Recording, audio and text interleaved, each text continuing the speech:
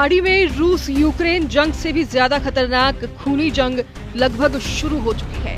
Middle east में Iran की जंगी और परमाणु ताकत अमेरिका की आंखों में बुरी तरह से खटक रही है।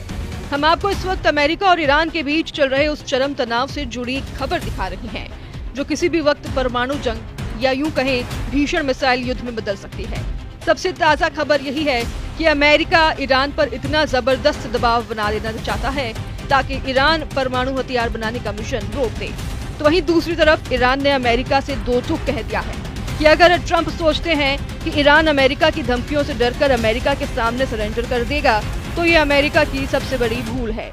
वहीं डिएगो गार्सिया के नौसैनिक बेस पर अमेरिका के 6 B-2 बम वर्षक ईरान पर हमला करने का इंतजार कर रहे हैं, जबकि दूसरी तरफ अमेरिका और इजराइल दोनों के हमलों का सामना करने के लिए ईरान के सुप्रीम लीडर अली खामनेई ने ईरान की मिसाइल सिटी से हमला करने के आदेश जारी कर दिए हैं। ऐसे हालात में राष्ट्रपति ट्रंप के विशेष दूत स्टीव विटकॉफ और ईरान की विदेश मंत्री सईद अब्बास अरागची की 2.5 घंटे की मीटिंग में आखिर ऐसा क्या हुआ कि अमेरिका ईरान को धमकी दे रहा है। अगर ईरान ने अमेरिका के साथ समझौता नहीं किया तो ईरान का सर्वनाश हो जाएगा। 78 साल के अमेरिकी राष्ट्रपति डोनाल्ड ट्रंप जिस वक्त वॉशिंगटन डीसी में अपने टॉप मंत्रियों और अफसरों के साथ ईरान पर हमले का प्लान बना रहे थे, लगभग उसी वक्त 85 साल के Iran supreme leader Ali Khamenei ईरानी जनरलों और कमांडरों को साफ आदेश दे रहे हैं कि ईरान हर हाल में अमेरिका और इजराइल के हमलों का मुंह तोड़ जवाब देगा। आप अमेरिका और ईरान के बीच हुई परमाणु मीटिंग का इसी से अंदाजा लगा सकते हैं कि लगभग 150 मिनट की वार्ता में ईरान ने एक बार ये नहीं माना है कि वो अपना परमाणु कार्यक्रम बंद कर देगा।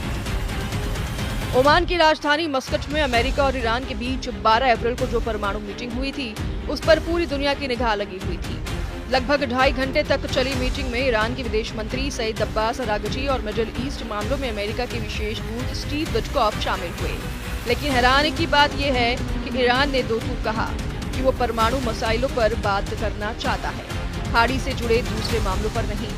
अमेरिका की तरफ से ईरान पर दबाव बनाया गया कि वो तुरंत अपना परमाणु कार्यक्रम रोक दे, वरना ट्रंप सरकार ईरान का सर्वनाश कर सकती है। जबकि ईरान की तरफ से साफ कहा गया है कि ईरान धमकियों की परवाह नहीं करता है और वो लगातार 60% तक यूरेनियम संवर्धन करता रहेगा। हम आपको बता दें कि ईरान की तरफ से 60% तक यूरेनियम संवर्धन अमेरिका की आंखों में बुरी तरह से चुभ रहा है। 60% तक यूरेनियम संवर्धन को अमेरिका ईरान के लिए रेड लाइन मानता है। अमेरिका को डर है कि ईरान का अगला स्टेप सिर्फ परमाणु बम बनाना होगा, जो अमेरिका के साथ साथ इजराइल के लिए बेहद खतरनाक साबित होगा। इसलिए ट्रंप दबी जुबान में कहने को मजबूर हुए हैं कि ईरान से हुई वार्ता से कुछ उम्मीद जगी है। देखते हैं अब 19 अप्रैल को अगले दौर की वार्ता में क्या होता है। ईरान से 4,842 किलोमीटर दूर मौजूद अमेरिका और ब्रिटेन का संयुक्त नेवल बेस डिएगो गार्सिया पर 6 B-2 बम वर्षक पिछले 10 दिनों से ईरान पर हमला करने का इंतजार कर रही हैं। लेकिन ईरान की मिसाइल ताकत देखकर अमेरिका के B-2 बॉम्बर ईरान के एयर स्पेस में जाने की हिम्मत नहीं कर पा रहे हैं। इसके पीछे की वजह है यमन के हूती लड़ाकों के वो हमले, जिसमें हूती लड़ाकों ने अपनी मिसाइलों से अमेरिका के MQ-9 रीपर ड्रोन को मार गिराया। जब हूती अमेरिका के MQ-9 रीपर ड्रोन को मार सकते हैं तो अंदाजा लगाया जा सकता है कि ईरान किसी न किसी देश की मदद से अमेरिका के B-2 बॉम्बर को मार गिराने की कोशिश कर सकता है। इधर जो खबर लीक हुई है उसके मुताबिक इजराइल की सेना ईरान के परमाणु ठिकानों को निशाना बनाने के प्लान पर काम पूरा कर चुकी है।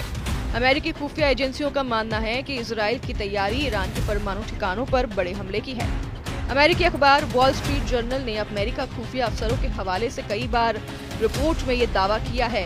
इजराइल को लगता है कि एक और ईरान एक कमजोर स्थिति में है तो दूसरी तरफ डोनाल्ड ट्रंप से ज्यादा समर्थन की उम्मीद की जा सकती है। इस रिपोर्ट पर यह भी दावा किया गया है कि ईरान भी इजराइल के हमले पर जबरदस्त पलटवार करने की तैयारी में जुटा है।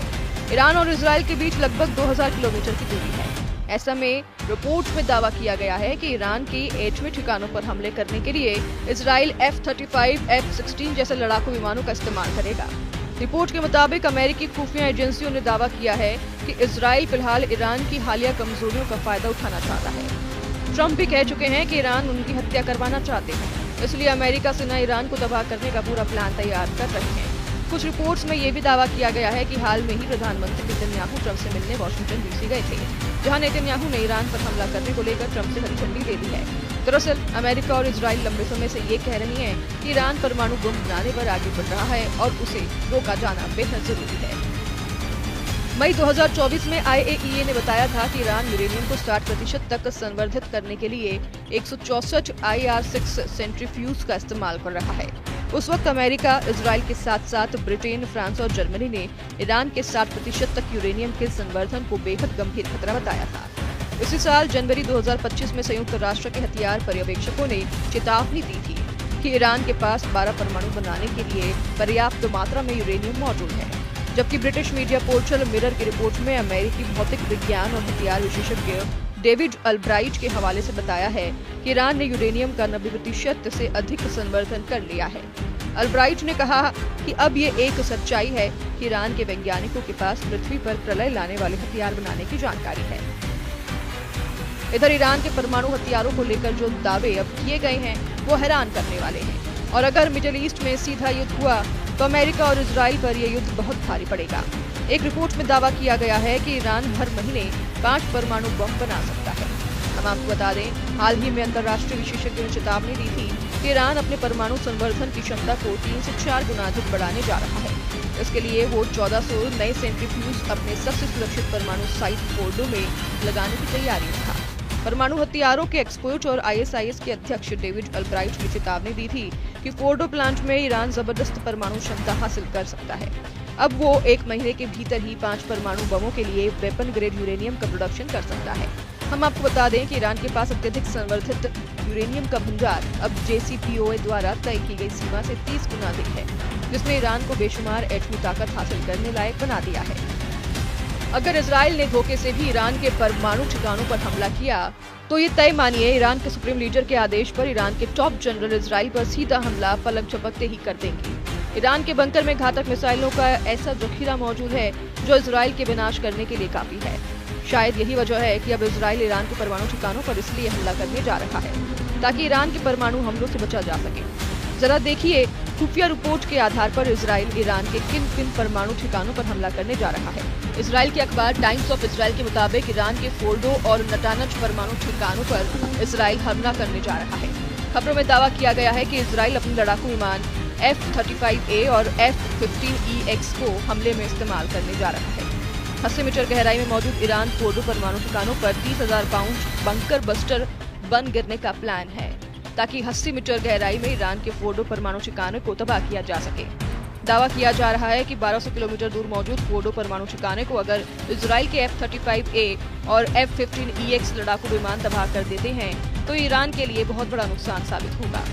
इधर supreme leader Ayatollah Ali Khamenei ने ईरानी अखबार कहान में लेख लिखा है कि पिछली बार ऑपरेशन में ईरान ने इजराइल के सिर्फ कुछ ठिकानों को निशाना बनाया था, लेकिन अब इजराइल के अंदरूनी इलाकों जैसे कि तेल अवीव और हाइफा रणनीतिक केंद्रों पर हमला होगा। खामनेई ने यह भी लिखा है कि हानिया की हत्या में शामिल इजरायली अधिकारियों के घरों को निशाना बनाया जाएगा। इस बार का हमला बड़ा खतरनाक होगा, जिसे इंटरसेप्ट करना भी मुश्किल होगा। उधर ईरान के सुप्रीम लीडर अली खामनेई का बयान आया है। उन्होंने कहा कि इस कार्रवाई से आपराधिक और आतंकवादी इजरायली शासन ने अपने लिए कठोर सजा की जमीन तैयार कर ली है। हम उसके खून का बदला लेना अपना कर्तव्य समझते हैं, जो इस्लामिक गणतंत्र ईरान की भूमि पर शहीद हुआ था। मई 2024 में IAEA ने बताया था कि ईरान यूरेनियम को 60% तक संवर्धित करने के लिए 164 IR-6 सेंट्रीफ्यूज का इस्तेमाल कर रहा है। उस वक्त अमेरिका, इजराइल के साथ साथ ब्रिटेन, फ्रांस और जर्मनी ने ईरान के 60% तक यूरेनियम के संवर्धन को बेहद गंभीर खतरा बताया था। इसी साल जनवरी 2025 में संयुक्त राष्ट्र के हथियार पर्यवेक्षकों ने चेतावनी दी थी कि ईरान के पास 12 परमाणु बनाने के लिए पर्याप्त मात्रा में यूरेनियम मौजूद है, जबकि ब्रिटिश मीडिया पोर्टल मिरर की रिपोर्ट में अमेरिकी भौतिक विज्ञान और हथियार विशेषज्ञ डेविड अल्ब्राइट के हवाले से बताया है कि ईरान ने यूरेनियम का 90% से अधिक संवर्धन कर लिया है। अल्ब्राइट ने कहा कि अब ये एक सच्चाई है कि ईरान के वैज्ञानिकों के पास पृथ्वी पर प्रलय लाने वाले हथियार बनाने की जानकारी है। कुल मिलाकर जो हालात अब अमेरिका और ईरान के बीच बन रहे हैं, वो खाड़ी में एक सर्वनाश युद्ध का साफ संकेत दे रहे हैं। Bureau report, news 18।